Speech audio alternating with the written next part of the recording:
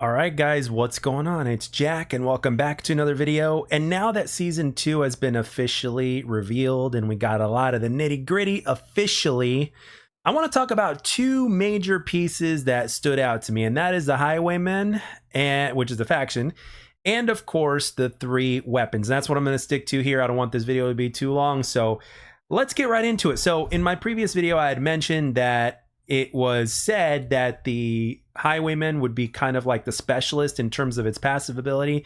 Well, it turns out that that was absolutely true, but it's not a tit for tat specialist the way it is in Modern Warfare 3. Thank goodness, because XDefiant still needs to do things its way. No matter how close it gets to, copying and pasting what COD does, it still needs to do its own thing.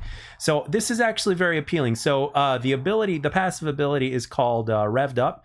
So it's basically kind of like part of specialist and part of being cranked, so to speak, is put into one. So what this does is for every consecutive kill up to 4 kills, so it's not up to 8 and it's not every 2 kills, right? So for every consecutive kill up to 4 kills, of course, without dying, your reload speed increases to a certain point and your weapon fire rate increases to a certain point. And the beautiful thing about this is it doesn't seem to come with any downsides.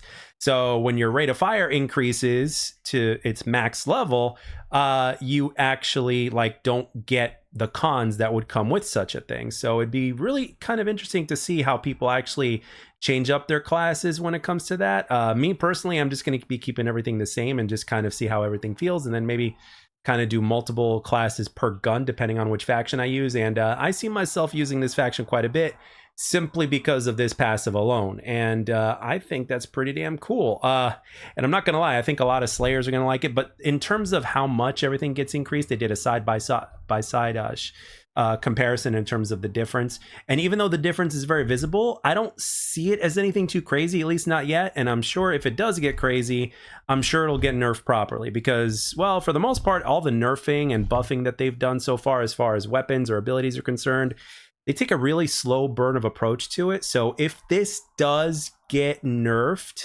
then I think it's going to be relatively slow and small nerfs instead of something really big to where it gets nerfed to the ground to where nobody will use it anymore. So, all right, so let's go on. So we have 2 activated abilities, of course, just like every other faction. So we basically have the grenade launcher, which is basically a noob tube. However, you're only limited to 2 shots before it goes on cooldown again. So that's pretty cool, but we'll see how often you can get it, because that could easily be annoying. But there's also something else, and that's the scrap turret, and it's got a 360-degree rotation on it, so it's not just limited to just facing a certain direction. So putting this thing on a B flag in domination or an occupy zone is it sounds pretty handy, but it also depends on just how powerful it is, because we've had different kinds of turrets like in Call of Duty or in other games, and in some games it does very well, and in other games it just doesn't. So we'll see how this one ends up.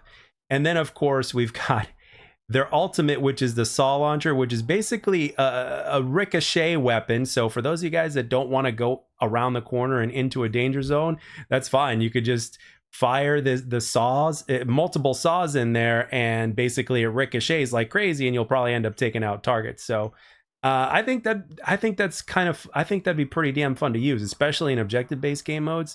In team deathmatch, I don't see it as something quite as valuable. However, if you're on a small map to where there's closer quarters engaged combats, or if there's a lot of clutter, like for instance on Echelon, oh man, I could on Echelon this thing is going to be a monster. There's no doubt about that whatsoever. As a matter of fact, this entire faction, in my opinion, is a monster, especially if you're an offensive player. And for me personally, it's something that I really have been looking forward to, because with the GSK, for me personally, I haven't used that faction one bit. There's nothing about the faction that appeals to me. Even the whole needing 2 headshots by snipers to die sort of thing, it really just doesn't appeal to me at all. So with that being said, this is exciting, and if it does get a nerf, hopefully it doesn't get nerfed too much, because I like what I'm seeing here. So all right, let's move on to the weapons. Now this is really good as well, because I'm going to be using 2 of these 3 weapons. Now, obviously, as you guys know, I don't use shotguns. So one of the weapons is the Spaz 12, and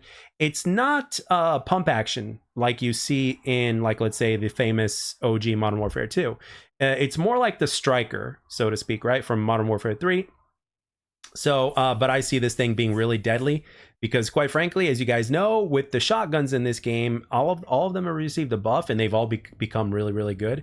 So with the way this one works, I think it's going to cause a lot of damage, and I think you'll be able to take out multiple targets depending on whichever objective, or even if you're in a close quarters situation. I think the Spaz 12 is pretty damn good. But these next 2 weapons are what I am interested in. So I want to talk about the PP19 SMG real quick. So it's got the highest damage and headshot multiplier in class, and it's accuracy focus instead of movement focus like the other SMGs. And it takes the fewest shots to kill. So this is basically your powerhouse SMG of the group, right? I don't think it's going to fire as fast. It doesn't look like it from what I've seen so far, but this is going to be a little bit less focus based. So this is kind of like a hybrid of an SMG assault rifle, if you think about it. However, the one SMG that I could remember that stood out to me immediately after basically listening to this and getting all the info is that this reminds me of the Kuda. So for those of you guys that remember in Black Ops 3, I don't know about you guys, but the Kuda for me personally was a laser beam. Whether I used it with rapid fire or not, that thing was a laser beam. It was very accurate. The iron sights were good. And it wouldn't be uncommon for me to take people out from medium to long range distances. It was good at close distances as well, but honestly, it wasn't really that tough, at least for me personally, it wasn't that tough to use at longer distances, especially if you were not using rapid fire. If you were using rapid fire, you'd get a little bit of recoil, but at the same time, it was still kind of manageable, but you could still do a pretty damn decent job at taking people out from significantly distant ranges with that thing. And I think this is what we're going to have here. So for me, I haven't used the SMGs as much as I would like to in the game, but I think this is going to be one that I will be using because I really enjoy the versatility that SMGs offer. However, I also like a little bit of stopping power with my SMGs.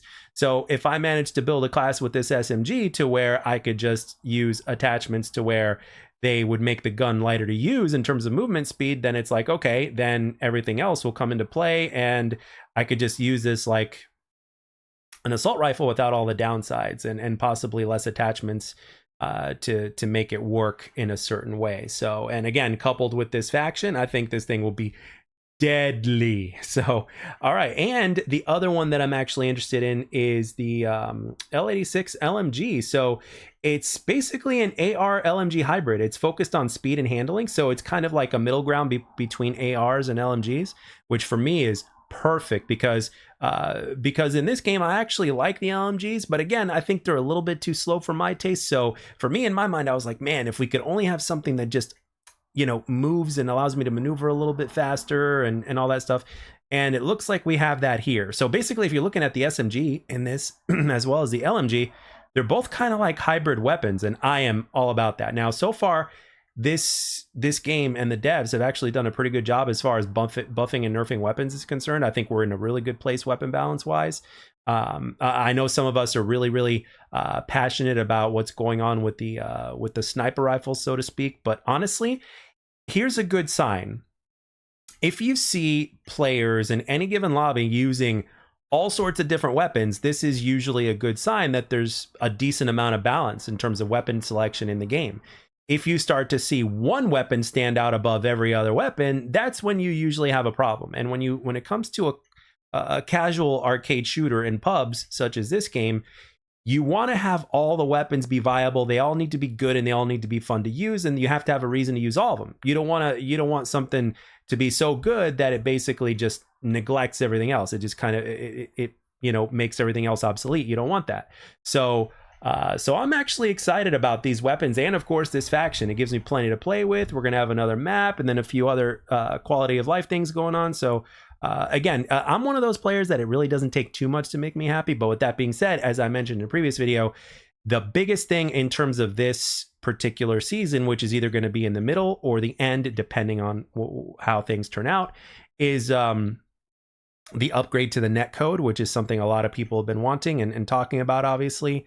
That is the big thing. And then obviously once we get to season 3, which is about 3 months away now, it's going to be a big deal because season 3 is going to have so much of everything that we've requested. Oh, by the way, some I remember some watching some other content creators be a little bit skeptical about the private matches being in beta.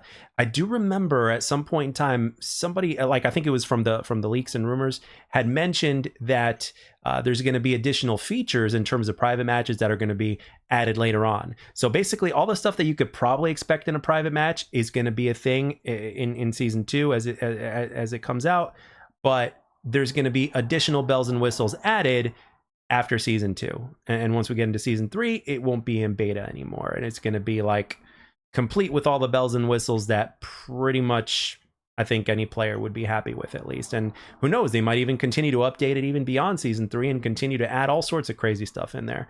But with that being said, guys, as I reach the end of this video, I want to say that I'm pretty excited for it, and also wish me luck, because after all these years of doing this, I actually finally decided to apply for the YouTube partner program or whatnot for my videos to be monetized. So wish me luck. I guess it's going to be something that takes days or something like that, give or take. So we'll see. So I just wanted to give you the heads up on that. So if you end up seeing ads in the videos, that is why. So with that being said, guys, I want to know, what do you guys think of the Highwaymen faction? Do you guys think it's going to be overpowered? Do you think it's a little too one-sided in terms of, you know, offensive versus defensive and stuff like that? What do you think of the Ultra? What do you think of the weapons? What do you think of the passive abilities? Everything. I want to know what you guys think of everything, and are you going to be grinding this faction? I want to know, or does it not appeal to you? Are you more defensive, and do you just not prefer that sort of play style? Really curious to know. So with that being said, guys, I'd like to thank everybody for taking the time to watch and or listen.